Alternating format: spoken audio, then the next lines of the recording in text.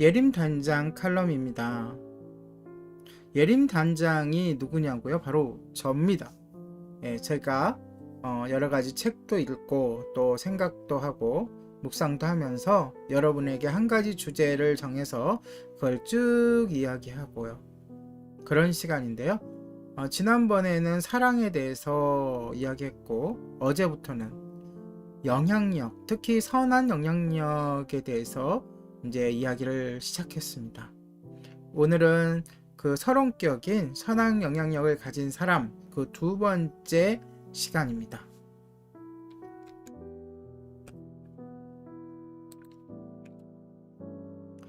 저는 예수님의 생애를 연구하다가 뜻밖의 무언가를 발견했습니다. 누가 뭐라 해도 예수님은 인류 역사를 통틀어서 세상에 가장 큰 변혁, 또 영향력을 일으키신 분이시죠. 그런데 그 영향력이 놀라운 것은 그분이 세상에서 제시하는 공식 같은 것을 전혀 따르지 않았기 때문입니다. 주님은 가난한 집에서 태어나 삶의 대부분 목수 일을 하며 보내셨습니다.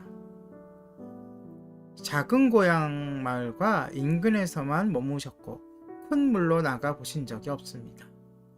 대학에 다닌 적도 공직에 선출된 적도 없었습니다. 이력서에 자랑스럽게 기입할 만한 사회적 직함을 가진 적도 전혀 없었습니다. 이력서에 자랑스럽게 기입할 만한 사회적 직함을 가진 적도 없었고요. 예수님에게는 수만 명의 페이스북 친구나 인스타그램 팔로워도 없었습니다. 예수님은 인기 틱토커도 아니셨고요. 유튜브 채널조차 없었습니다. 트위터도 팟캐스트도 하지 않았습니다. 그렇다면 예수님은 어떻게 이 세상에서 그토록 큰 영향력을 발휘하셨을까요?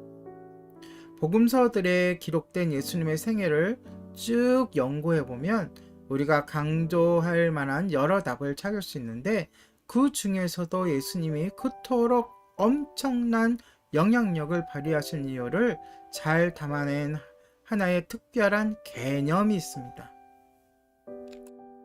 바로 한 번에 한 사람, one at a time, 한 번에 한 사람입니다. 나는 예수님이 우리도 이 방법으로 세상을 바꿔나가기를 바라신다고 믿습니다.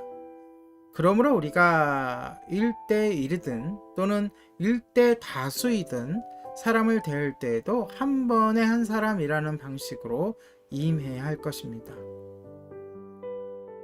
제가 설교를 하는 것도, 강의를 하는 것도, 찬양을 인도하는 것도 그 한 사람을 상대한다는 생각으로 해야 한다는 것입니다. 지금까지 우리에게 가장 큰 영향을 준 소통의 순간들을 잠시 돌아보시기 바랍니다. 무대에서 들려오는 이야기였습니까? 아니면 단둘이 테이블에서 나눈 이야기였습니까?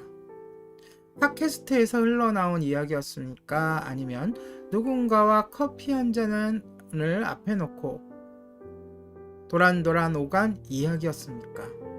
어떤 식의 소통은 그릇되고 다른 식의 소통은 옳다는 말을 하려는 것이 아닙니다. 하나님이 이 두 가지 중에 하나만 사용하신다는 말을 하려는 것이 아닙니다. 다 사용하시고 다 옳은 것이죠. 단지 우리가 세상을 너무 복잡하게 보고 있는 것은 아닌가 하는 생각이 듭니다. 우리가 예수님을 알면 알수록 우리가 놀라운 것은 그분은 굉장히 단순한 삶을 사셨습니다. 직설적인 삶을 사셨고 간단한 삶을 사셨고 단순한 대화를 하셨습니다. 우리가 영향력에 관한 세상의 소리에 귀를 닫고 우리를 쓰시는 하나님의 뜻밖의 방식에 관심을 갖기 시작한다면 어떨까요? 우리가 지금 어느 자리에 있든지 하나님이 당신을 쓰려고 거기 놓으셨다는 사실을 깨달으시기 바랍니다. 선한 영향력을 발휘하고 싶으십니까? 그렇다면 한 사람에 집중하십시오. 바로 이것이 예수님의 비결입니다. 한 번에 한 사람이면 충분합니다. 오늘의 예림단장 칼럼이었습니다.